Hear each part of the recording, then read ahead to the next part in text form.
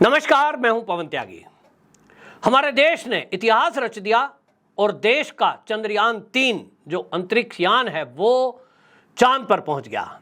हम दुनिया के ऐसे चौथे देश बन गए जो चांद पे पहुंचने में कामयाब हुआ है।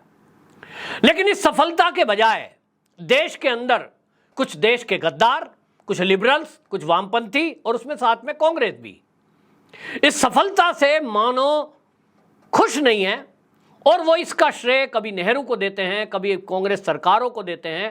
वो ये भूल गए कि इस समय वर्तमान में जब मोदी जी हैं तो जो भी विफलता होगी तब उसको आप मोदी जी को घेरते हो, तो जब सफलता होगी तो उसका श्रेय किसको जाएगा। लेकिन अभी ये जो लिबरल्स गैंग है, अभी जो ये कांग्रेसी हैं, अभी इनकी जलन शांत भी नहीं हुई थी कि मोदी जी का हवाई जहाज बेंगलुरु लैंड कर जाता है और मोदी जी दिल्ली में आराम फरमाने के बजाय सीधे पहुंच जाते हैं इसरो के ऑफिस में और वहां जाकर वैज्ञानिकों के बीच उन्होंने जो कर दिया उसके कारण तो ये समझ लीजिए भारत ही नहीं तो दुनिया के जो ये लिबरल गैंग हैं इनके अंदर समझ लो किसी ने पेट्रोल डाल दिया हो, बुरी तरह फूंक रहे हैं। मोदी जी तो इस देश को हिंदू राष्ट्र बनाने की बात करने वाले थे, ये तो आरएसएस के हैं, सारी संस्थाओं पे आरएसएस ने कब्जा कर लिया है, ये राहुल गांधी कहते ही थे। लेकिन अब चांद के उस पॉइंट का नामकरण मोदी जी ने जो ऐसे किया जहां चंद्रयान 3 पहुंचा है, इसके बाद तो लिब्रांडू गैंग में एक तरह से समझ लीजिए कि सब बौखलाहट हो गई और वो बुरी तरह अब धुआं धुआं हो गए हैं। उनको समझ नहीं आ रहा कि क्या कहें, क्या करें, क्योंकि अब कहने को कुछ बचा नहीं है। मोदी जी ने चंद्रयान 3 जिस जगह लैंड किया है उस पॉइंट का नाम रख दिया शिव शक्ति केंद्र, शिव और शक्ति का केंद्र।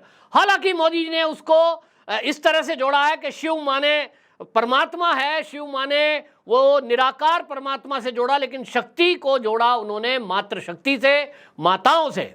लेकिन ये कौन नहीं जानता कि जो शिव हैं वो निराकार परमात्मा, वो हम सभी हिंदुओं के आराध्य हैं और जो शक्ति है वो मां जगत जननी, वो भी हिंदुओं की ही देवी हैं जिन्होंने इस पूरी सृष्टि को जन्म दिया। जगत जननी मां, उन्हीं को हम शक्ति कहते हैं।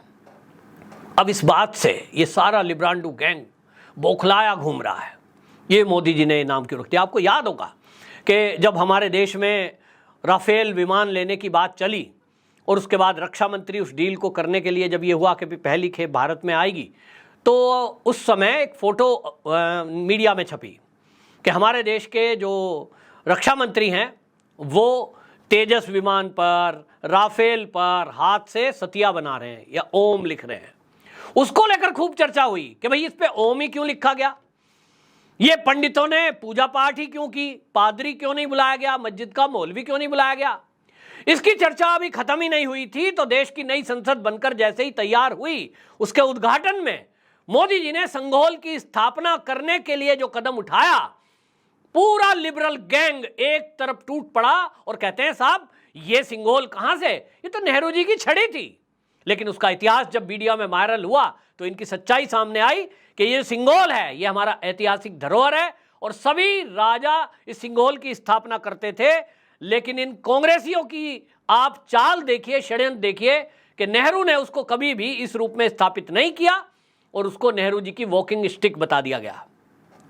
संघोल की स्थापना हुई, मोदी जी ने बाकायदा यज्ञ कराया, वेदों के मंत्रों का पाठ नई संसद के उद्घाटन समारोह में हुआ। लिबरल गैंग एकदम बौखला गया। ये क्यों नहीं। बहुत सारी विपक्षी पार्टी के नेताओं ने सवाल किया था, चर्च का पादरी क्यों नहीं आया, मौलवी क्यों नहीं आया।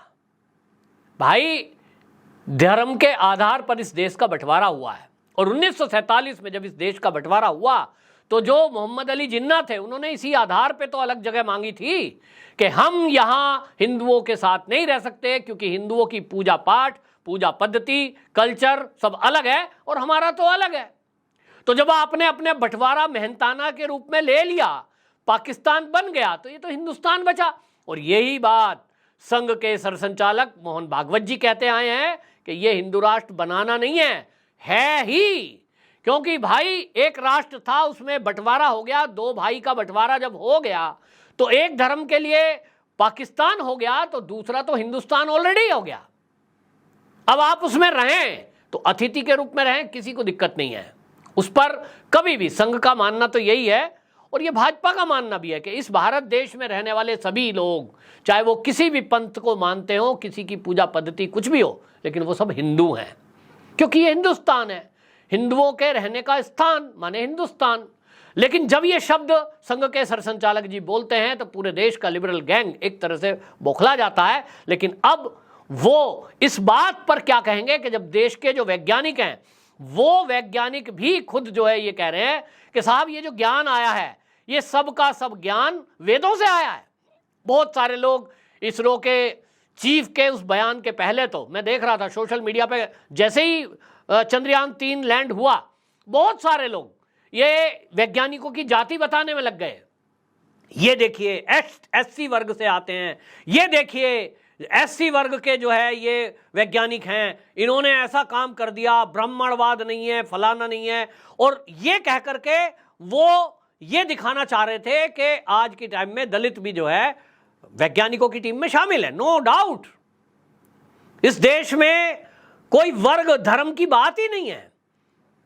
कैसे हम भूल सकते हैं कि एपीजे अब्दुल कलाम वो मुस्लिम वर्ग से थे, लेकिन जाने माने देश के वैज्ञानिक बने और देश के लिए काम किया जब तक जिए। तो धर्म और जाति का कोई मैटर नहीं है। लेकिन इसरो के जो चीफ है एस सोमनाथ, उनका एक बयान आया तो ये लिबरल और बौखला गए और बोलती बंद है उस दिन से, समझ नहीं आ रहा क्या बोलें। एस सोमनाथ जी का बयान मैं आपको बताता हूं। उन्होंने कहा साइंस के सिद्धांत वेदों से आए हैं और अलजबरा से लेकर यूनिवर्स तक सारा ज्ञान वेदों में पाया गया है।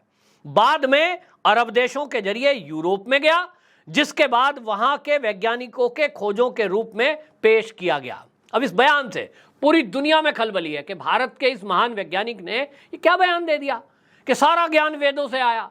अब ये तो किसी को उम्मीद ही नहीं थी और उस दिन से ये पूरे लिबरल गैंग के मुंह पे ताला लग गया है।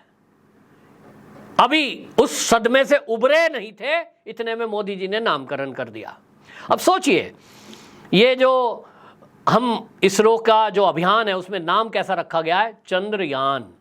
पहले कैसे नाम होते थे, PSLV1, PSLL फलाना, क्या है भाई ये। अब देखिए, चंद्र माने चंद्रमा, यान हिंदी में चंद्रयान। इसी तरह प्रज्ञान नाम है शिव शक्ति, और अगला अभियान जो सूर्य पे जाएगा वो है आदित्य, L1, आदित्य साथ में जोड़ा है। भैया सूरज को आदित्य कहते हैं तो उनका नाम है सूरज का, उस नाम से रखा जाए। विक्रम लैंडर, विक्रम साराभाई के नाम से, जो देश के वैज्ञानिक हैं। और यही अंतर है। अगर ये कांग्रेस की सरकार इस समय होती तो ये जो पॉइंट है, अभी तो एक पॉइंट का नाम वहां उन्होंने रख ही दिया था, नेहरू पॉइंट। तो एक पॉइंट का नाम नेहरू पॉइंट, दूसरे का होता इंदिरा पॉइंट, तीसरे का होता सोनिया गांधी पॉइंट, चौथे का होता राहुल गांधी पॉइंट। जितने यहां से अभियान छोड़े जाते इस समय सफलता के, सब में ये लोग अपना ही नाम रखते।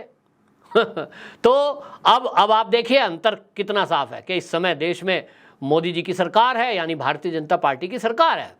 और अगर वो इस नामकरण में ये कर देते कि चंद्रयान 3 जहां उतरा उसका नाम रख दीजिए मोदी पॉइंट, कौन रोक लेता। उसका नाम रख देते डॉक्टर हेडगेवार पॉइंट, जो कि आरएसएस के संस्थापक थे, उसका नाम वो रख देते कुछ भी, जय श्री राम पॉइंट, लेते रहिए जय श्री राम का नाम, वंदे भारत पॉइंट।